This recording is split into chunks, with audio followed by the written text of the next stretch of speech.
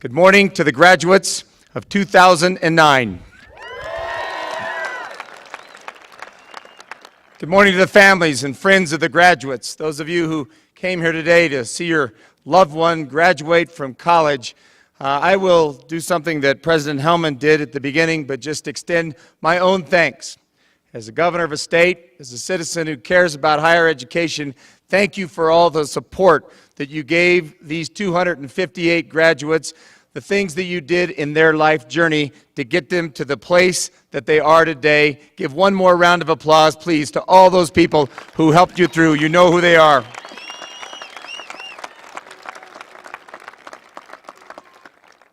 So this day is just a miracle. I mean, every day is a little bit of a miracle, but to be in Gunnison, to be in 45 or 50 degree weather, sunshine, it's a miracle, right? Sitting behind me is also a miracle. President Jay Hellman. He had a medical incident in January.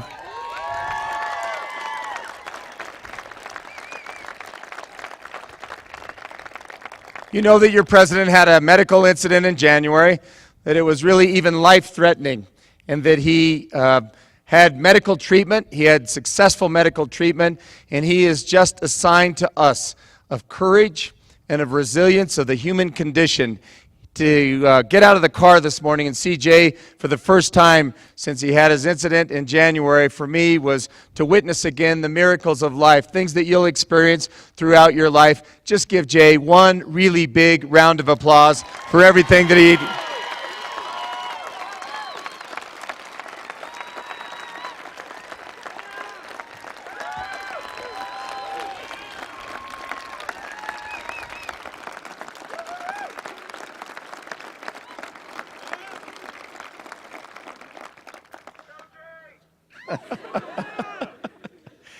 I hope that's not my son with that microphone up there, that megaphone. This could get bad. I also want to just extend a thank you to Dr. John Soule, who in Jay's absence, in President Hellman's absence, was the leader of this school, and also, I will tell you, is one of the renowned educators in the state. I put him on a council called the P20 Council. It's just a lot of different service that he gives the state of Colorado. Thank you, John, for everything that you've done for the state.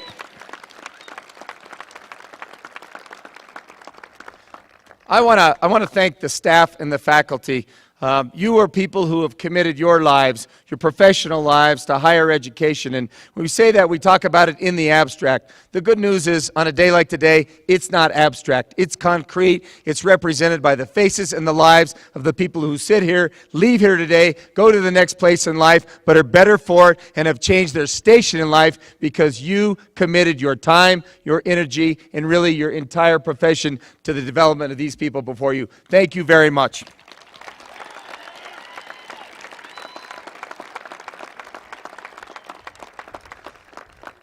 Two moments of personal privilege. One, we're joined in the audience somewhere, I'm not certain just where, by our Attorney General, John Suthers. He's the Attorney General for the state of Colorado. His niece is here in the graduating class. I just wanted to welcome him because John and I were from different political parties, but I think we represent the best in civic dialogue. We've been friends since 1993, and though he's a Republican and I'm a Democrat, John and I have managed to always be friendly, always be civil, and actually I have a profound respect for him and the public service that he's given both to his local community and now to the state of Colorado. So give John Suthers a round of applause wherever he is.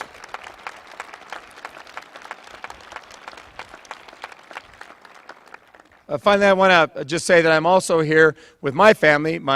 Two of my four children, Sam and Tally, are with me, but my wife, Jeannie, who attended Western State in 1974 to 75. She attended for a year and then transferred to the University of Northern Colorado because I was going to school at CSU, and 5-hour drives are just a hard thing to carry off every weekend.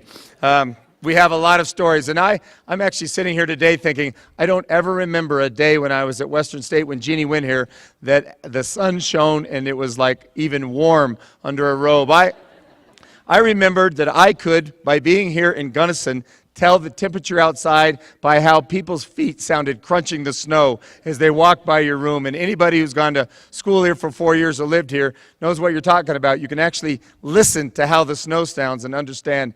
I was here one time and my car would not start. It got so cold, and all I had to do was put it into a garage for about 3 hours for it to start and make my way back up the pass. But I remember that this is a place where only hardy people could survive a 4-year education experience. Some of you, of course, some of you are so hardy, you survived 5 and 6 years to make it to today. And we appreciate that added hardiness that you brought to your education. Listen, what Nicole said is right. That this is a fairly difficult time as it relates to the world that you enter when you leave here. It is a difficult time in our economy. It's one of the worst economies in 75 years. As a country, we're still at war on 2 different theaters. And at the same time, there are all these other very important and serious challenges. To have listened to Nicole and listened to what you as a class have done around sustainability and climate, it's really encouraging to me as the governor, because I think, quite frankly, that those issues about energy use, energy production, and climate are some of the biggest issues that we face as a world and that you will face as a generation. So I know that it seems like it's difficult to enter this time, this place, into the world. I know that it's going to be difficult in some respects to find the job that you thought you might have. But I just want to give you a few different suggestions in this commencement charge to you. Suggestions about life that I think work in a downturn, and they work when you're up. It works whenever you get down and think this is really hard, or when you're at really the top of your game. I think these are 3 things I'd just like you to hold on to. They're fairly easy lessons. And really they're from information that I've gleaned along the way from my own life's experience. The first of those is to absolutely be open to the possibilities of life. Be absolutely open. And there's something about being in a downturn that's, quite frankly, a little liberating. Because you may not get the job you thought you would get, or go to work the place you thought you would go, or make the salary you thought you would make. You might have to do something else, but that something else could be a liberating thing. As Jay said, I was from a family of 12 kids. I was a 6 out of 12 kids. My family couldn't afford to pay my way through school, so I put myself through CSU, thinking that I was going to go to law school. But my parents had never been to college. My grandparents had never been to high school. And so I thought, well, what's this college thing like? I went to college, and I hoped to go to law school, and I went to law school thinking I'd be a labor lawyer because I'd worked construction all the way through college and high school. But I got to law school, and I thought instead of being a labor lawyer, I'd be a criminal prosecutor. And I was a criminal prosecutor for 5 years, and it was fantastic. And then my wife and I decided, let's leave here. Let's sell everything we have and just leave. And we did. We moved to Africa. And we lived in Zambia, and we ran a nutrition center for 5 years as Catholic missionaries. Totally different than a kind of a career path you might think, right?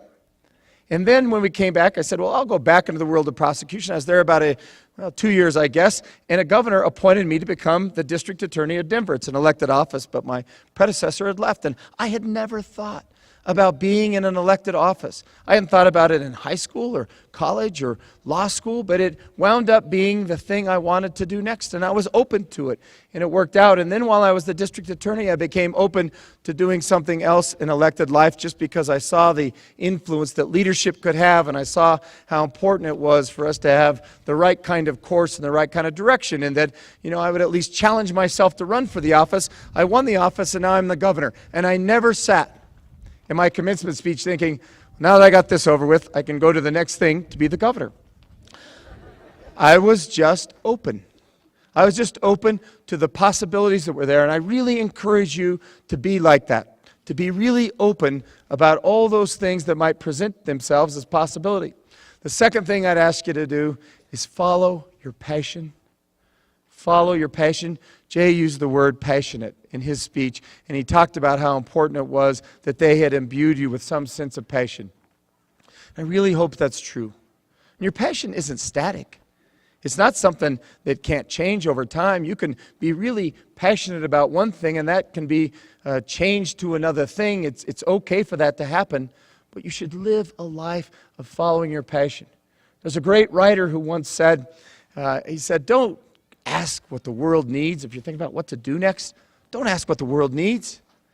Go do the thing you're passionate about. Because what the world needs most is people who are doing the thing they love to do. And I just think that's such a great way to think about it. When I was the district attorney, and I remain today, really passionate about our justice system.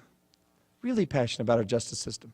I became governor, and there's a whole new set of issues, but I didn't lose my love for justice or the things that I did as the district attorney and trying to figure out how to prosecute cases, what cases to prosecute. As governor, I'm passionate about the state. We flew from Colorado or from Denver this morning into Gunnison, and my kids looked at me and said, "Do you know how lucky you are to be the governor of Colorado and flying over this state?" And I think you, as people who have been here surrounded by all this natural beauty, maybe understand that better than almost anybody in the whole of Colorado, the kind of place this is, the kind of natural beauty this is, and the passion that's necessary to protect it. Because this isn't something you can take for granted. You can't take air or water or this scenery or wildlife or any of those things for granted. You must affirmatively protect them, proactively work to prevent harm coming to them. And that's just an example of a place where I found great passion in being the governor. The other thing Jay mentioned, and I'll just say it not to be self-aggrandizing, I'm really passionate about education. When we stood firm this year in the budget talks, and I said, we're not going to make a $300 million cut to higher education. That's because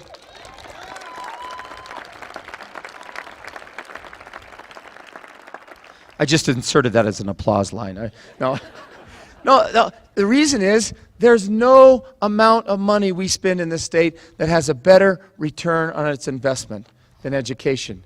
I mean, I came from a place, like I said, we didn't have a culture of higher education in my family. My entire station in life has changed by virtue of education, by virtue of being able to come to the door and knock, and then it opens because I have an education, and in Colorado, in higher ed, a public education. I believe that it really is the thing in America that can set us apart from so many other parts of the world. If you took the entire world's population and lined it up, and you said, okay, now let's just get into groups of 100, right?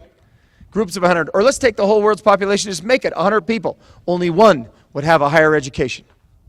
Only one out of 100 would have a higher education. And yet here in America, with all of the possibilities we have around higher ed, we have to invest in it. And so it's another place of great passion. And I just lend that to you. So it's about being open and being passionate. And finally, be people of service. Be people of service.